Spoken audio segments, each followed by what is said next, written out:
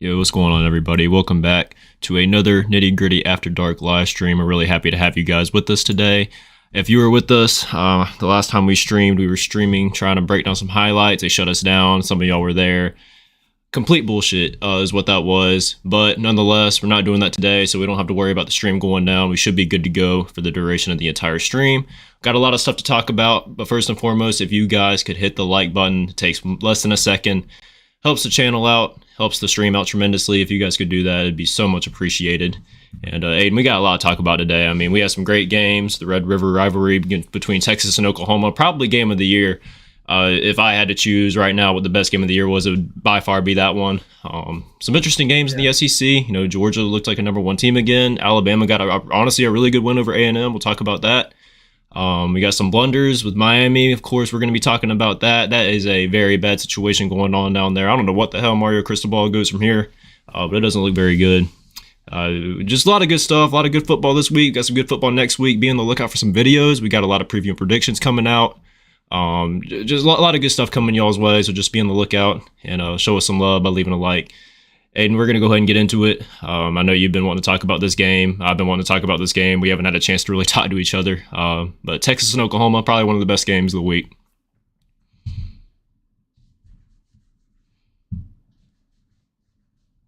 Coming into it, Texas was widely considered the best team in college football by a lot of teams, if not Georgia.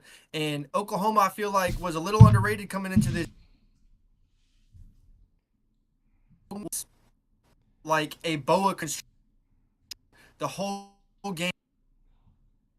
Well, man, I gotta stop you for a second. I think your mic's really lagging a little bit. One-dimensional and a lot. Okay. I'm gonna give it a second. You know how it goes. Usually it works itself out after a second. Your webcam looks good, so you should be good now. Okay, am I good? Yeah, that sounds good now. Okay, yeah, so Oklahoma came out the gates and just, absolutely on fire from the kickoff to the second play of the game where they picked Quinn Ewers off.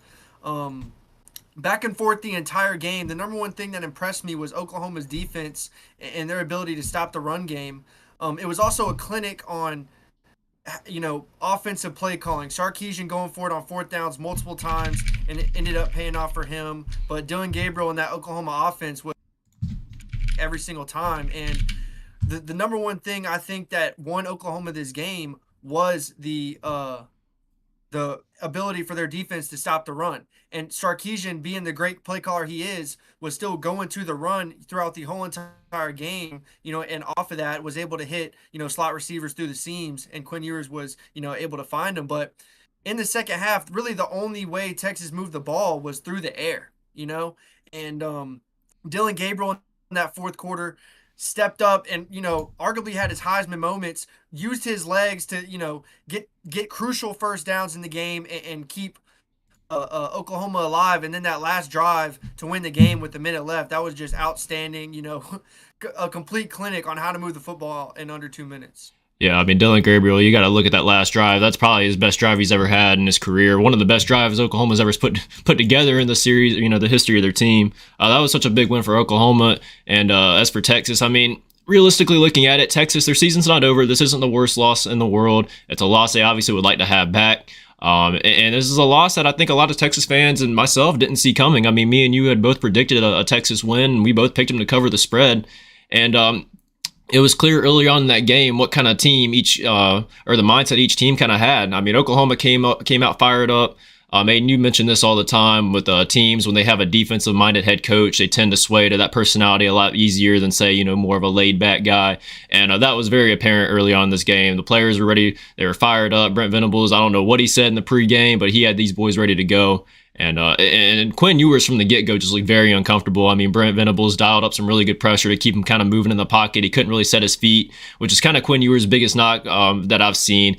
Well, if he has time to throw, he's going to pick you apart. But if you kind of give him a little uncomfortable, he's going to make some bad throws, which obviously we saw. And then Oklahoma I think the defense has been much improved too. I know they didn't play necessarily great in this game. They did give up some drives, but Aiden, I mean, What they have? Texas had 4 plays from the 1 yard line, and Oklahoma stopped them. That was a key point in the game, and that really showed me right then and there that this is a different Oklahoma defense and a defense that's heading in the right direction. Yeah, last year, in this game, they gave up over 40 points to Texas and they didn't even score a point themselves. And, you fast forward to this game, and like you mentioned, that goal line stand that they had within the 5 yard line really, puts Oklahoma on the map nationwide that they are one of the best defenses in college football up there with, Michigan this year and Georgia. They looked much improved. And like I mentioned, that front seven was able to halt that run game from Texas, barring a couple late spurts in the second half. It was shut down. And that really made Quinn Ewers one-dimensional. And, he did a great job making plays, finding, number 13 Whittington on a bunch of different plays. But for the most part, it had to be a Quinn Ewers through that show. And like you said, Brett Venables was dialing up pressure, enough to keep Quinn Ewers uncomfortable. And, it really came down to who had the ball last. Honestly, it was one of those games. And Oh,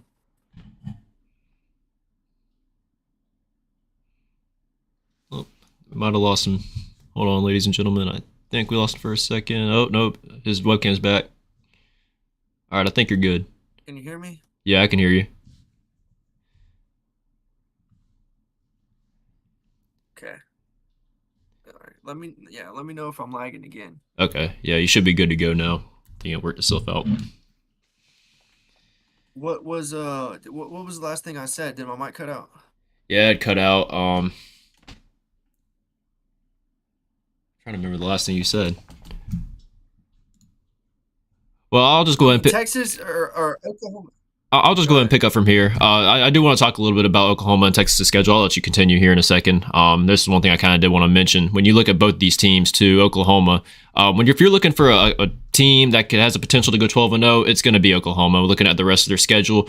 They got UCF on the road at Kansas, on the road at Oklahoma State, home against West Virginia, on the road at BYU, and at home versus TCU. Very winnable games. That Texas win was so big for this program, I can't even put it into words. I mean, this is a very, very favorable rest of the season for Oklahoma. And they get a bye week coming up, too. And this is probably the best time to have a bye week, midway through the season.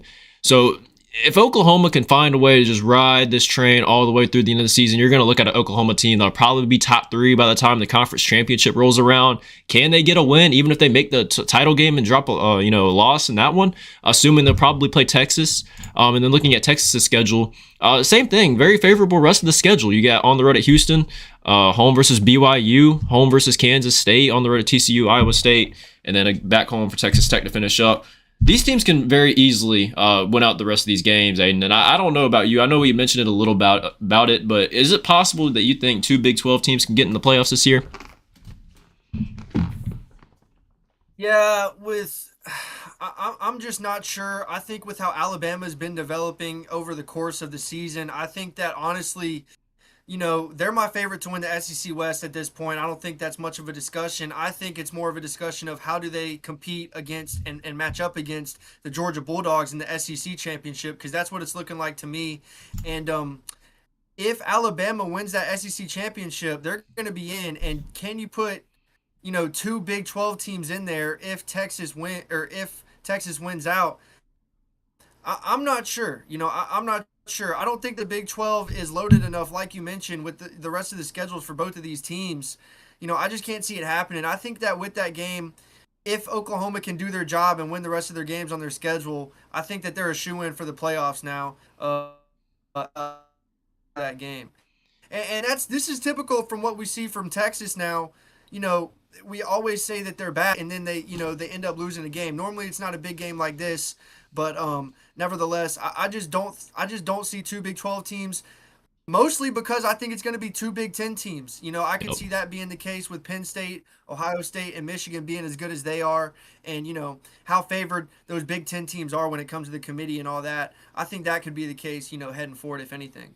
Yeah, for sure. I mean, the Big Ten's looking really, really good this year. Michigan looks good. We'll talk a little bit about them. We have a segment dedicated to figuring out who the best team is in the Big Ten, so we got plenty of them to talk about. I mean, if there was a year that we could have had a 12-team playoff, it should have been this year. This would have been the prime year to have it. There are so many good football teams this year. A lot of teams that have legitimate shots of winning national titles. If we could have just moved that format up one more year, I think it'd be perfect. Thank God we're getting it next year.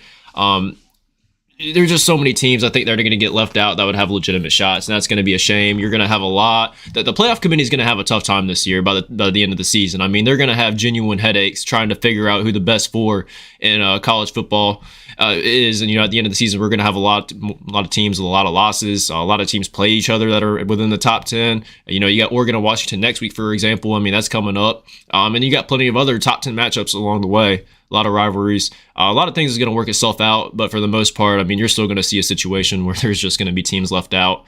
And, I want to move on, and you touched a little bit on Alabama. We're going to talk a little bit about the SEC. And I want to talk a little bit about Alabama, too, because that was an impressive win. I mean, I know it wasn't some dominating double-digit win, but 6 points on the road to a very good Texas A&M team, who people have written off since that loss to Miami. But that was a good win for Alabama. I think Milroe, he struggled a little bit early on, but he found some rhythm later on in the game. You got to give him a lot of credit. He made some good throws to Jermaine Burton. Jermaine Burton putting up almost 200 receiving yards, had himself a game.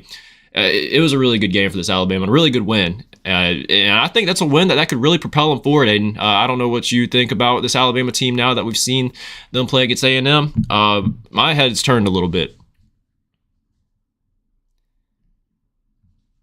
Yeah, both teams were undefeated in their in conference play so far this season leading up to that game, and Alabama just got it done. And the number one reason that they did get it done was efficiency on third downs. Yep. In the second half, Texas A&M's defense was doing a good job stopping the Alabama's run game and forcing them into third and longs.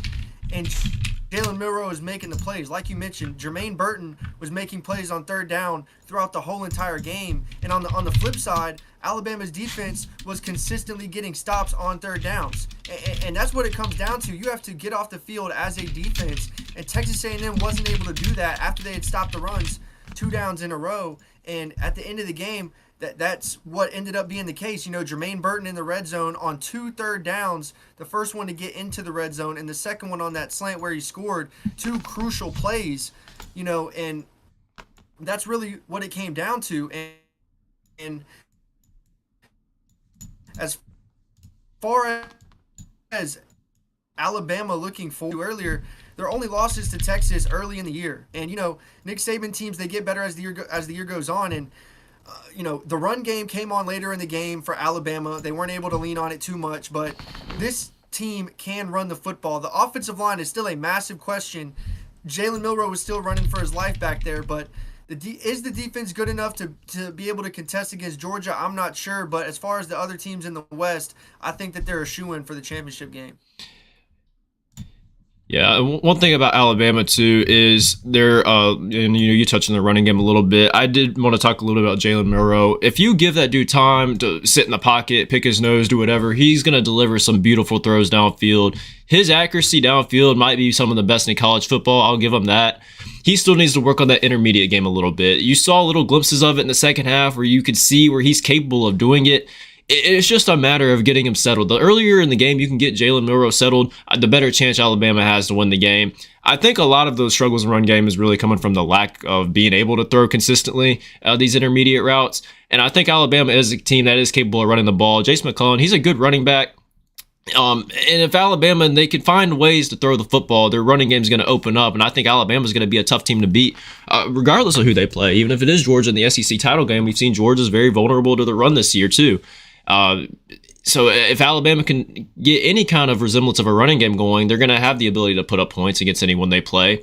I think their defense is at a level now where they can probably win a national championship. I don't think their defense is as much of a question mark as it was last year. They still have plenty of tests along the way. You still got to play a LSU team that's loaded on offense. You got a Tennessee team that can get very hot on offense.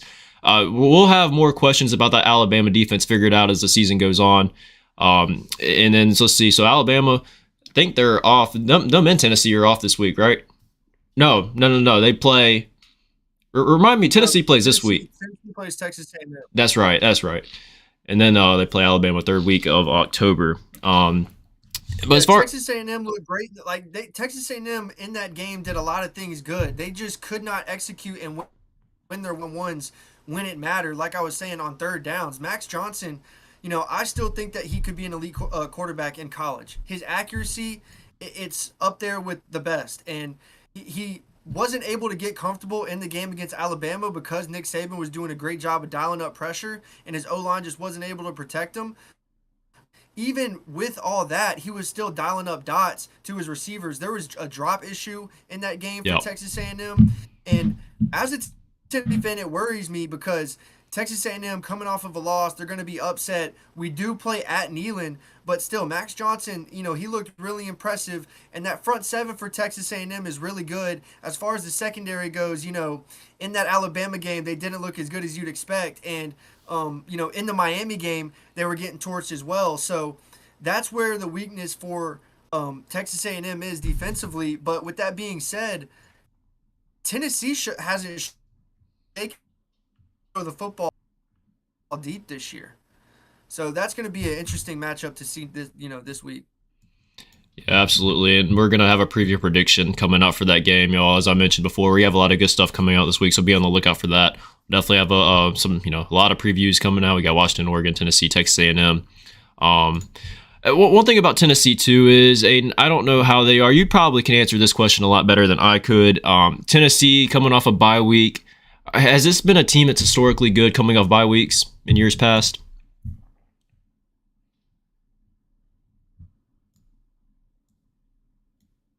Oh, did we lose them? I mean, under the I think he's lagging. I think you're back.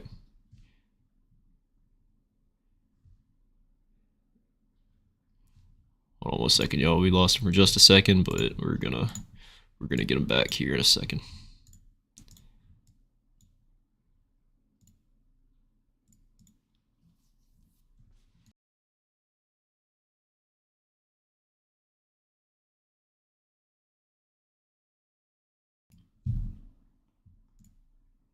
all these connection issues are a pain. Good old technology. I think we got him back. I think we're ready to go. Okay. So your question, is Tennessee good coming off bye weeks? Historically, under Heupel, yes, because we've been so good at scoring in the first quarter and we've been able to, just build on those leads. Mm-hmm. But under Milton, we've had to call plays differently because Joe Milton hasn't shown that he can throw the football accurately deep down the field like Hendon Hooker could. And, with that being said, we've also had to abandon the screen game because teams can just run man coverage or bring that safety down because they don't have to worry about the pass deep. And we've been able to rely on the run. We have Jalen Wright. I think he has the most yards in the SEC, or maybe number one rated running back in the SEC, one of those stats. But he's been balling, and we got, Sampson and Jabari Small as well. So in the running back room, we're super deep. We got a lot of good guys. We got Cooper Mays back last week. So we're continuing to get healthy, even though we lost Brew McCoy. But all in all, at Neyland, off of a bye week, I know every single Tennessee fan expects Tennessee to get a win against Texas A&M. Yeah.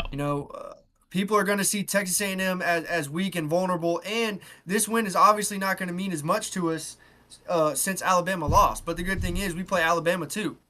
So we get a good win against Texas A&M. That gives us momentum going into play Alabama.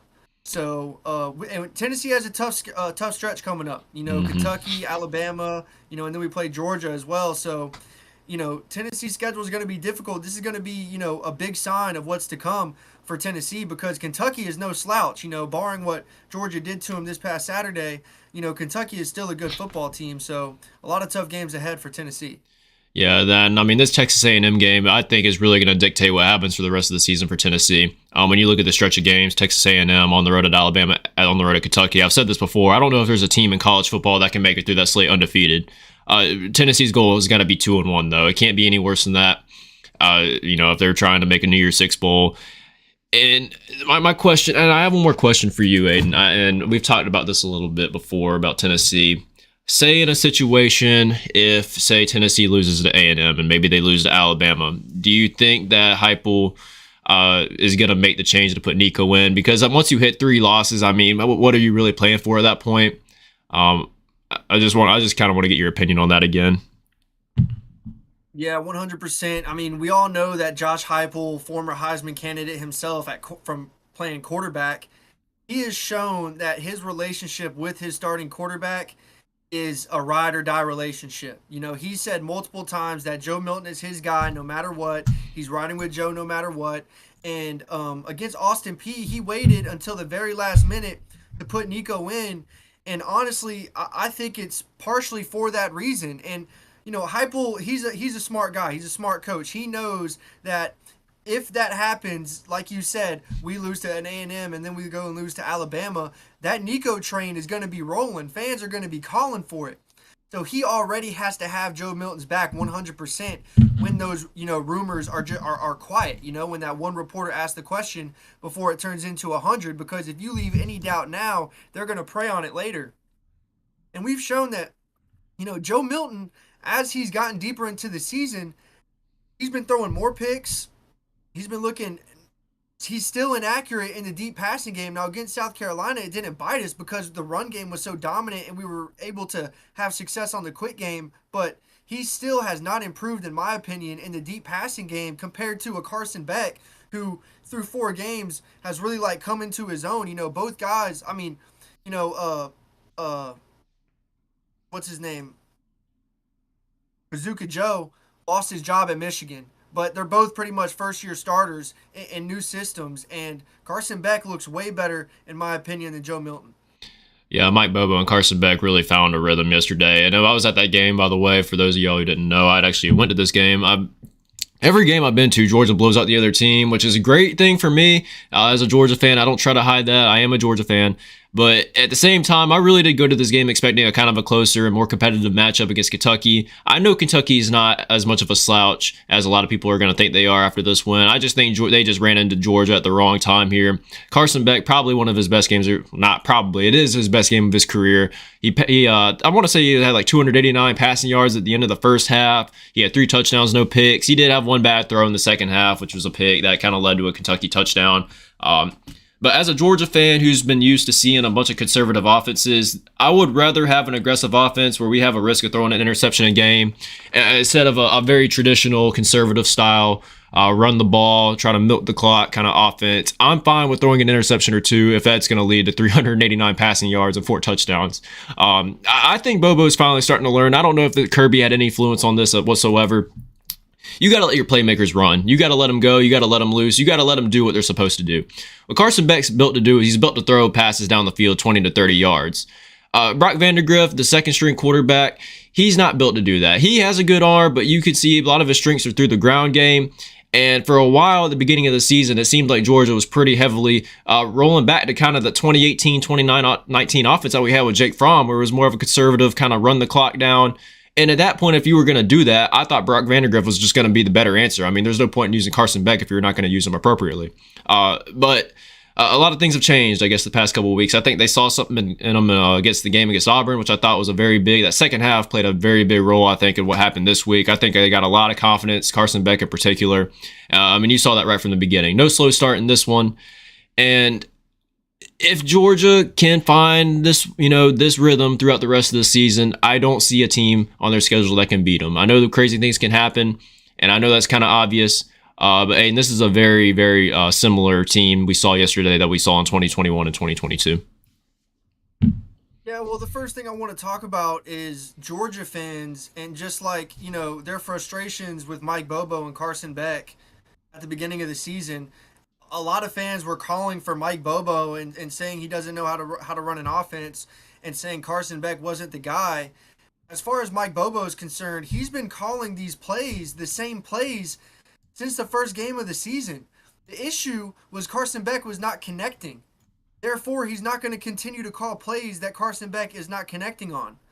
In that Auburn game, Carson Beck was thrown into the fire, and Mike Bobo had no choice but to open up the playbook fully and, you know, throw Carson Beck into the fire. Once Carson Beck answered in that Auburn game, Mike Bobo was like, okay, the playbook's open. Carson Beck can do it all.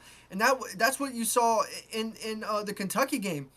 Carson Beck's playing with the confidence that he didn't have in week 1 with the same timing, decision making with the football and accuracy that he's had since week one. It was never a problem with that for me watching him on film. His deep ball was a little inaccurate, but I mean his timing and decision making looked excellent. It really surprised me from a first year starter. And fast forward to this game against Kentucky, he played absolutely out of his mind. Now, with that being said, Brock Bowers is an absolute problem for a defense to game plan for. Yeah. Mike Bobo also does a great job with how he calls plays and personnels for this Georgia offense. He uses Brock Bowers as a tight end, a wide receiver, and a running back. So one play, and it's all Georgia's running all hurry up. So it's on the ball. They got that one tight end, number 4, and Brock Bowers both on the line. So what do you got to bring an extra linebacker in, but you can't because it's hurry up. They run it to that side, and then they're on the ball again, and now they got Brock Bowers split out at receiver, and he's running a seam. If you got a linebacker that you subbed in, he's not doing nothing with Brock Bowers. And then the very next play, he's at running back. So Mike Bobo is so dynamic with how he's giving Brock Bowers the football. It's causing so many issues for these defenses that the casual eye is not even paying attention to and just criticizing Mike Bobo because they see an incomplete pass and Georgia has to punt. Yep.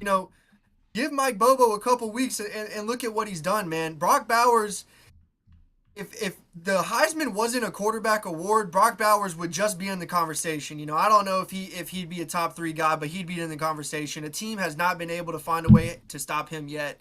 And going forward, if a team cannot, I don't see any team beating Georgia. Yeah, and I want to give one thing too. I want to give Georgia's defense a lot of credit. This is a defense that I think has gotten a lot of questions heading throughout the season because of the expectations. There's a lot of returning guys from last year's team on this year's team. The step back that we've had with being able to stop the run and really stop a lot of inferior opponents has been really concerning for me. I think Georgia's defense played a pretty good game. I know there was one touchdown they gave up. That kind of really wasn't their fault. It was the Carson Beck interception, which Kentucky got in good territory.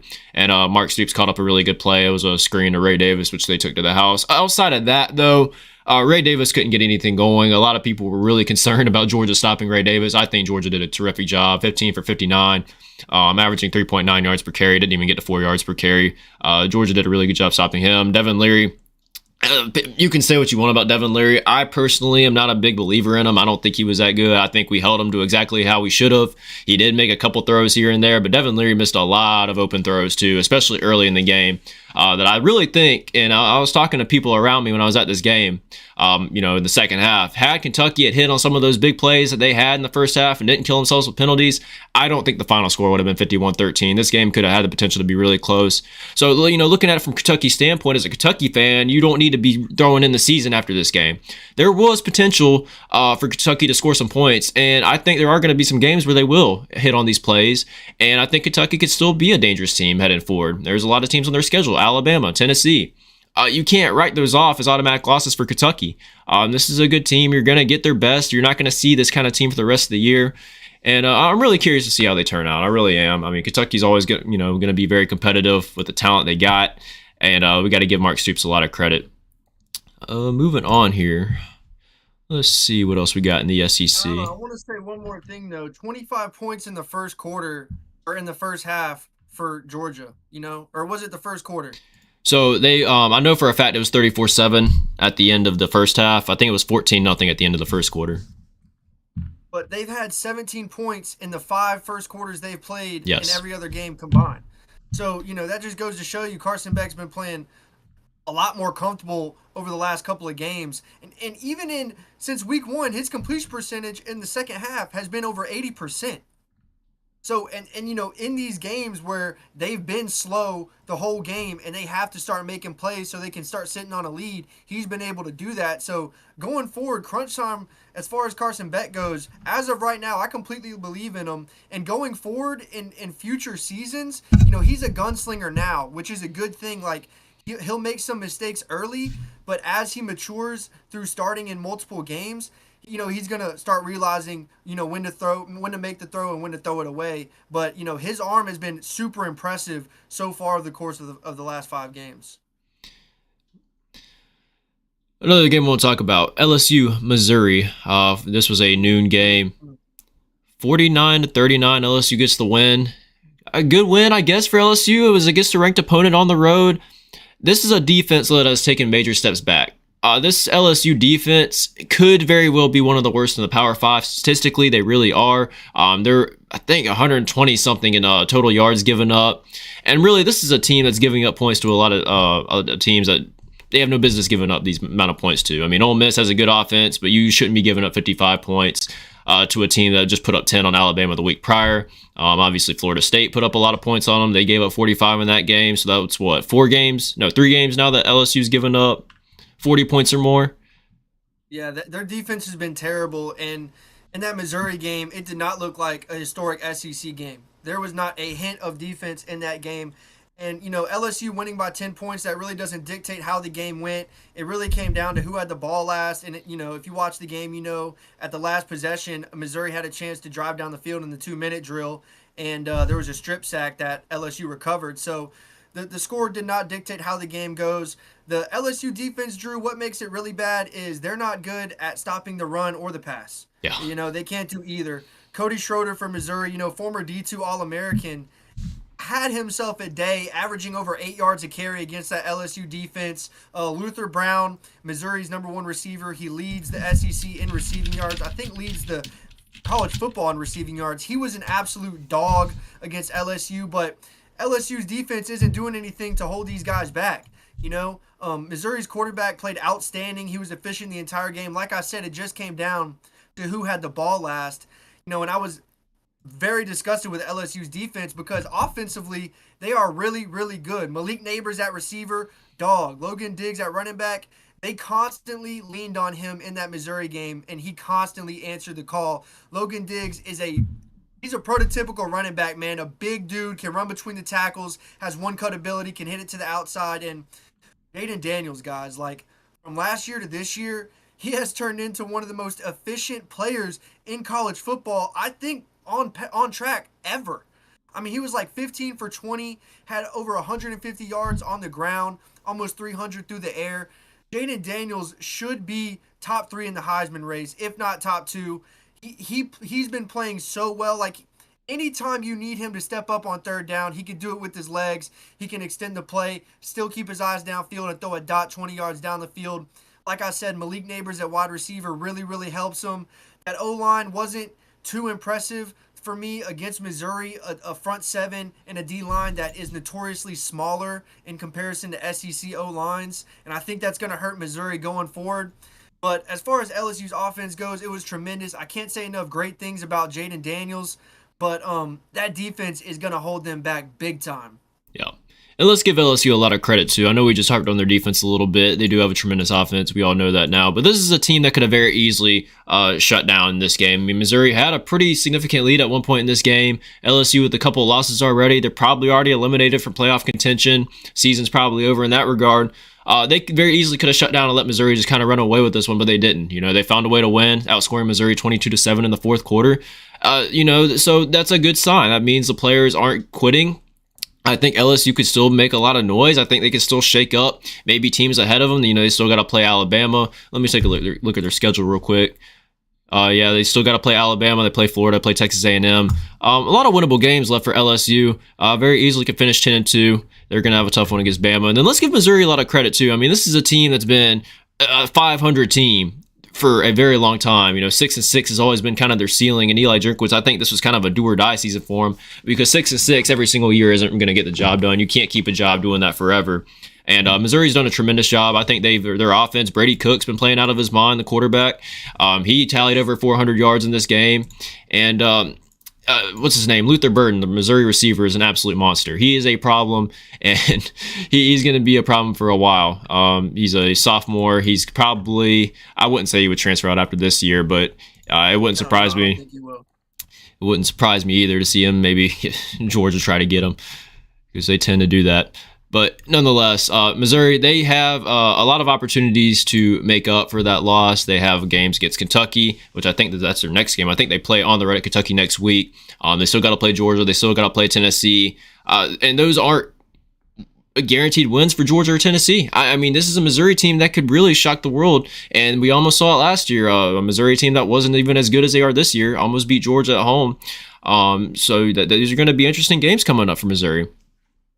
Yeah, everyone was talking about before the season how the SEC isn't what it used to be. The SEC isn't as strong, and yeah, that turned out not to be the case. It's just teams you wouldn't normally expect, like a Missouri, like a Kentucky. Even though they lost, badly to Georgia, they're still a solid football team under Coach Stoops. That's just going to continue to get better, in my opinion, going forward. So yeah, the SEC is still just as strong as it's been. Before we move on, y'all, I just do want to say we do have a few viewers in here. If you guys could hit the thumbs up, takes less than a second, it would be greatly appreciated. And if you're new to the channel and you're just now joining us, if you could subscribe and hit the notification bell, also greatly appreciated. We got a lot of good stuff coming out this week, and I don't think we have much more to talk about in the SEC. Anything on the top of your head, SEC related, you want to talk about? No, I'm ready to get into Michigan and what that Minnesota coach said about them after the game. Yeah, I know you had talked to me a little bit about that. You're probably a little more familiar with it than I am. So you go ahead and give the rundown of what happened, what he said. So, yeah, pretty much in the post-game press conference, the Minnesota head coach said that Michigan is probably the best team that he's ever played in his coaching career. And that out of the 75 guys that they traveled, 74 of them played. So that just goes to show you how deep Michigan is. And, if you watched any of that game, you'd know that Michigan dominated the whole way through.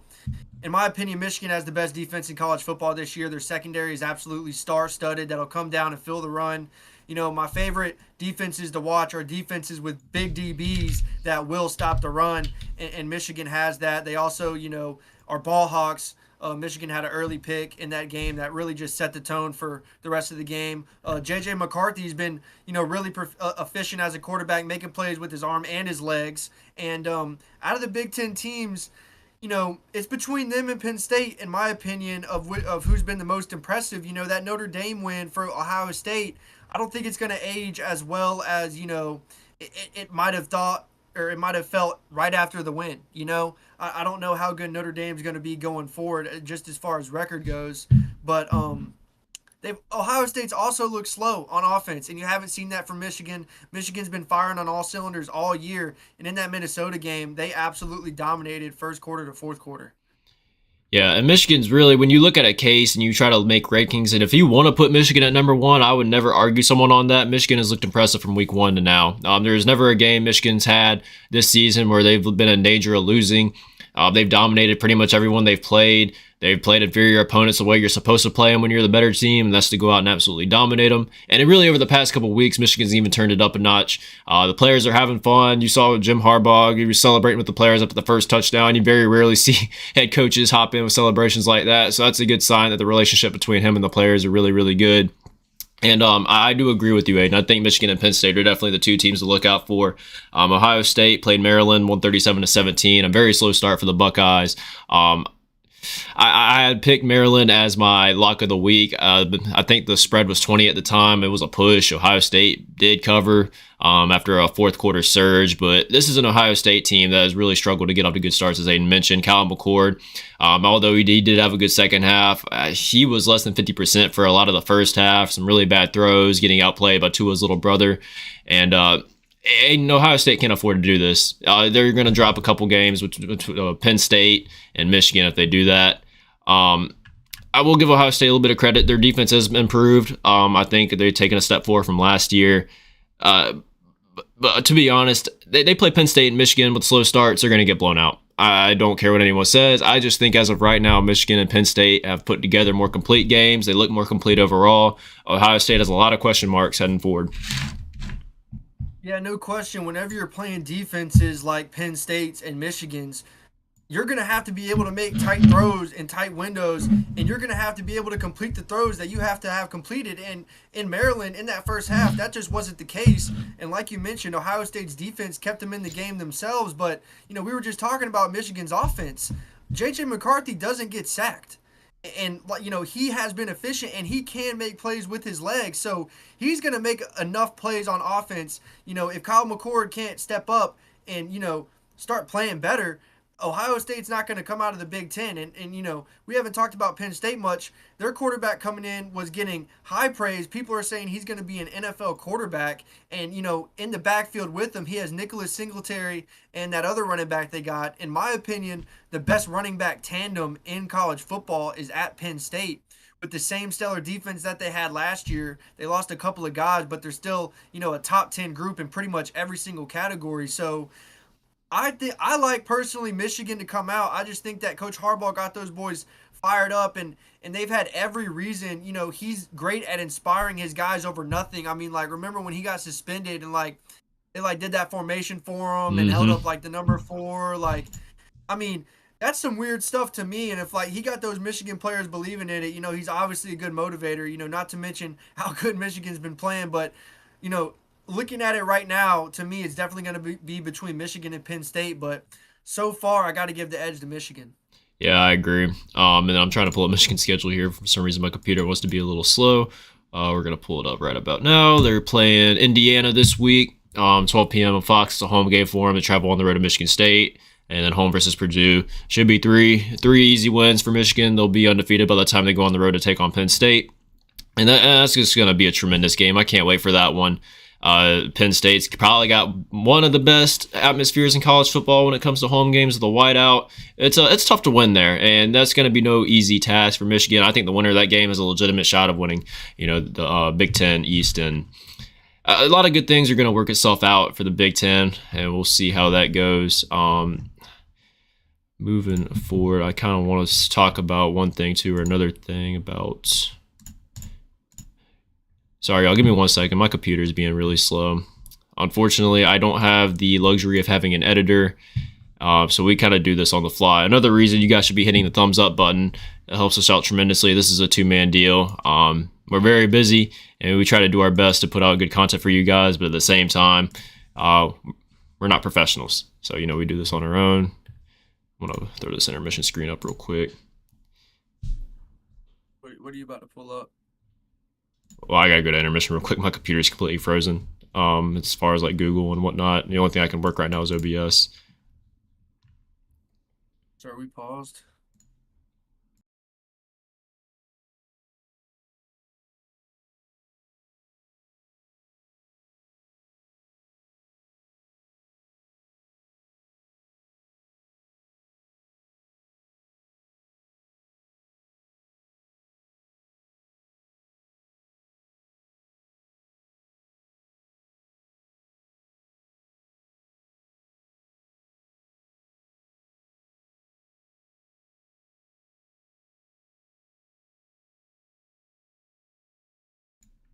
All right, we're back, y'all. Moving on, I do want to talk about, and this is probably one of the biggest news of the week.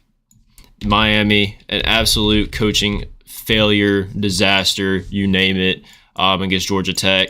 First and foremost, let me start off by saying this. They should have not even been in this situation in the first place. You're playing Georgia situation where you're coming down to the last play, last drive of the game, and you're not supposed to be within 3 in the fourth quarter. That's strike number 1. Strike number 2 is obviously at the end of the game. In case y'all haven't seen it, I don't have a clip for y'all, but Miami got the ball. A minute left. Georgia Tech had no timeouts. They're going down the field. Miami, all they have to do is literally take a quarterback knee. The play clock would have been at 40. The game clock was at 30 something. The game would have been over. Miami running back goes, fumbles the football, and Georgia Tech gets the ball back. So that's strike number 2. And then the game, Miami still had a 3-point lead. Keep in mind, Georgia Tech still has to go 75 yards to score a touchdown. No timeouts. And the defense just completely, just utter fail. It gives up a long touchdown over the top of them. Georgia Tech wins the game. Players are crying. It was just a bad scene in Miami in front of the 31 fans that decided to show up because they can't get people to show up to their games. So hey, now I'm going to go ahead and ask you this, in a situation where Miami had everything in front of them, to lose the way that they did, you saw the clips of all the players crying, you saw players slamming helmets, you saw fans throwing stuff on the field, and there's a lot of people. I looked at the Miami social media page, their football page, that are calling for Mario Cristobal's firing. Despite of what's happened before, I mean, how do you even get your guys to even want to play for you after that? I mean, that has to be one of the biggest coaching blunders of all time. I mean, yeah, and everybody's seen the footage now of the same thing happening when he was the head coach at Oregon in 2018, and they lost that game as well. So, they say a fool learns from his own mistakes, and a wise man learns from others' mistakes. So, what is Coach Cristobal? He hasn't learned from neither. So I can understand why Miami fans have been calling for his firing. I don't understand. It's under a minute left, and you just won a game that your team played horrible in. It was 0-0 for the longest, and then they kicked a field goal and it was 0-3. So you have a chance to get out of a game and just move on the next week. What's the problem, man? And honestly, if we're talking on if I'm thinking like a head coach, how many times do we see scuffles at the end of the game when one team's frustrated when they know they're lost? Dude, just take the knee and get out. Van Dyke did not play well. The Miami offense as a whole didn't play well. And it was just a bad performance from the team. And to cap it, they're already frustrated for that reason. And they're relieved because they think they're about to win. And then something like that happens. And when you see that reaction from the players, it kind of gives me some red flags. How much control does he have over his team in the locker room if, they're, having outbursts like that where people can obviously see. Drew, could you imagine if a player did that for Kirby Smart? Yeah. I mean, he'd be kicked off the team. Kirby Smart would be so far up his ass, he would know what he had for breakfast, dog. That shit would not fly. And, seeing it at Miami, it's honestly not surprising. I hate to be that dude, but Miami just hasn't been much of anything for a long time. Even when they were overhyped 4 or 5, 6 years ago, they still weren't reaching expectations. And, my question as far as the ACC goes, Drew, is, there's rumors that Clemson's announcing they're leaving in October. And also, a little bit of rumors that don't have as much, grounding in fact, is that Florida State might be leaving as well. So when Clemson and Florida State leave the ACC, what happens then? Who in the ACC is going to be the draw? It can't be Miami. Absolutely not. And another thing about Miami too, every time, and we see this from Miami fans all the time. First of all, I want to talk about one thing. I made a joke earlier about Miami playing in front of the 31 fans at the home games. I want to talk about this too. In case y'all didn't know, Miami had played Texas A&M earlier this year in a home game. And what has happened in Miami is the situation is so bad they can't get fans to show up to games. What did Miami do to try to fix that problem? How did they get game attendance up? Well, if you had bought a ticket to the Texas A&M game, the moment you bought your ticket to the Texas A&M game, you automatically got a ticket for the Georgia Tech game. No extra fee, no extra cost, nothing whatsoever. And then the people that showed up at the Georgia Tech game are the same people that showed up at the Texas A&M game because they got a free ticket. And even then, they still had hardly any game attendance. So yeah, it's no, Miami is not going to be the team in the ACC. This is a team that struggled the past 20 years, ever since the early 2000s and 90s, whenever they had their big run. They had 110-1 season under Mark Richt in 2017, and they went to the ACC championship, got blown out by Clemson. So is the U back? No, they're not. They're not back. They're not going to be back. You still got to play North Carolina, Clemson, Florida State, and Louisville. There's 4 losses likely right then and there. And I know you'd mentioned, you don't want to fire Cristobal after that blunder, after one bad game, but let's say that Miami, for example, does go and drops 4 or 5 games for the duration of the season, and then you look back at the games like this, then what's your call? I mean, it's really going to depend. I mean, I don't know. I just see what he's done with Van Dyke over the last couple of seasons, and he has made that Miami team better. With that being said, like I mentioned earlier, the outbursts on the sidelines makes me wonder how much control he has over that team and what's going on. And, when I see an outburst like that, it makes me think that there's an issue with the player-led leadership on the team. I'm going to be honest. That's what I think. Now, is Cristobal partially responsible? Of course, because he's the head coach. Anything that goes on under Miami football is going to fall under his responsibility. But with that being said, if they have one bad season, it's going to depend on how it goes, man. It's going to depend on if there's another outburst like that in another game, and then, Miami, they're just not performing in the last couple of games. Maybe that would be the case where they'd fire them. But, if they're in a couple games and they lose to Louisville, who's a good team, and, maybe I wouldn't fire them. You're looking at a rebuild if you fire them, and that's going to be like 4 or 5 years, and you're going to be bad, and your fans already aren't coming.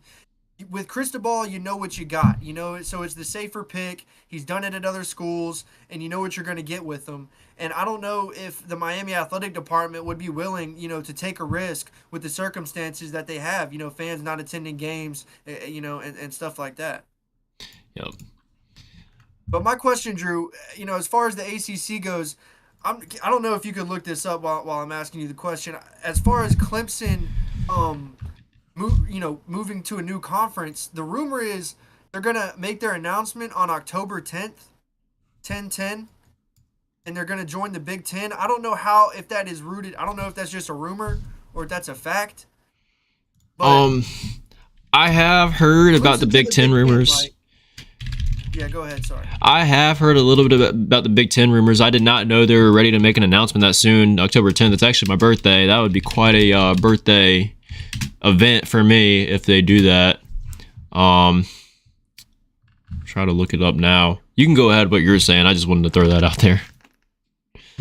Yeah, no, it could be a rumor, but like I was mentioning earlier, with Clemson and possibly Florida State as well, leaving the ACC, is the ACC going to collapse similar to the Pac-12? And is there going to be only 3 major conferences in college football? And, if that's the case, I still don't think that the Big Ten is a great conference unless they get Clemson. Like, you take a look at the Big Ten team for team, you got teams like Indiana, Rutgers, Maryland. Drew, help me out. Illinois. The West. Illinois, Purdue, yeah, Northwestern. Exactly. Yeah, Purdue, Northwestern. Look at these teams. Like, team for team, Big 12 and SEC, the Big Ten just doesn't compare. Now, of course, they have some of the best teams in college football, but they're so top heavy, it's not even funny. Like, what happens when there's 3 conferences and in 4 or 5 years, maybe only Ohio State's still the only good team in the Big Ten? Like, what are they going to try and come to the Big 12 or come to the SEC? What's going to be the case then? Yeah, I'm personally, and I've said this before, a lot of y'all that know me and are watching, I've said this before, I'm not a big fan of the super conference deal. I do think the Big Ten did do a good thing with picking up USC and UCLA. But like you said, Aiden, the Big Ten is so top heavy that it's going to take a lot more teams. I think they got to get rid of some of these teams in the Big Ten if possible and keep adding teams like UCLA and USC and Clemson. I'm very mixed about this because I do like some of the changes that are coming. For example, the SEC, where teams are going to start playing each other once every 2 years. That was a big problem with the SEC now, with the East and West, is teams sometimes don't play teams from the other conferences for 4, 5, 6 years. For example, Georgia hasn't played at Texas A&M ever. Texas A&M has been in the SEC for how long now? Double-digit years. Georgia's never played at Texas A&M. It played them one time in 2019. I do like the conference realignment and the super conferences for the fact and that nature. But another thing I wanted to kind of talk about too is the 12-team playoffs. You're going to have teams like Georgia who's going to play, for example, they'll play Texas, Alabama, Oklahoma, name whatever top SEC team you can think of. Teams are legitimately going to have schedules like that. Teams are going to be really, really good with 2 to 3 losses. How do you get a team with that nature, if they're one of the best teams, into the playoffs with 3 losses as compared to, say, oh Lord, help me out, give me an example. Like a UCF who's undefeated. Yeah, like a UCF, a 1-loss UCF, or a 10-win or 11-win Louisville team. So in that regard, I'm not a big fan of. Well, that's the whole reason they're expanding the playoffs in the first place, because of that. Yeah. And so now that's the argument for expanding it again. So my thing with the 12-man conference is the best 12 teams are going to be in there, and it's not even going to matter because only 3 of them are really going to be contenders. Mm-hmm. You might get an upset game of number 3 getting upset by number 8, but or number 4 getting upset by number 9. You might see something like that, but that's going to be few and far between, and the best teams, the true contenders, are still going to win. So as far as the 12-man playoff goes, I'm not a big fan of it. I've seen people talk doing something similar to what they do in like Premier League soccer in Europe, and like tiering the teams off. Like the top 25 teams will play each other, and then like 25 through 70 will play each other, and then if you're know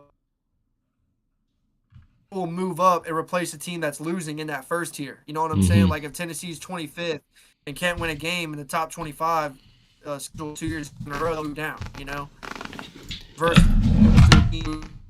the like the contenders are the contenders, and it's only 2 or 3 teams in college football. What makes college football so great is watching a Samford, get to Georgia. And let's not forget, these smaller schools get paid by Georgia and Tennessee to play them. Mm-hmm. And so that is funding their football program. And you're taking this away by taking divisions in the SEC. So now, you're playing a full SEC slate. What Hold on, and I think you're lagging a little bit again. I'm gonna pause for just a second. I'm gonna wait for his Discord to come back.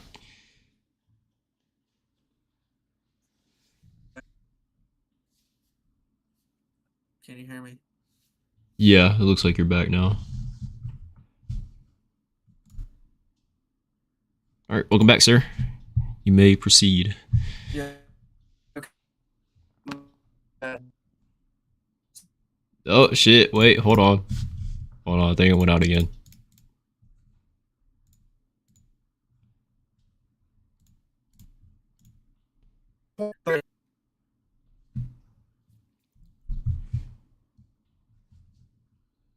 I'm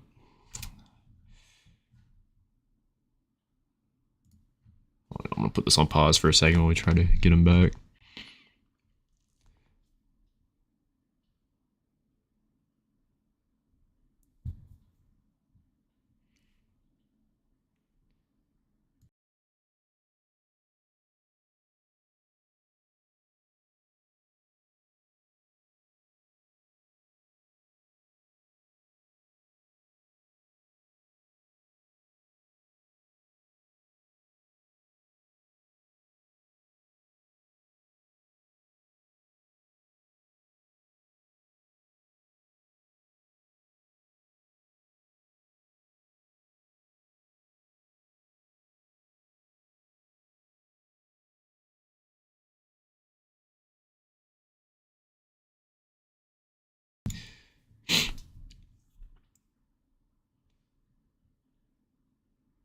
All right, I think he's trying to rejoin now.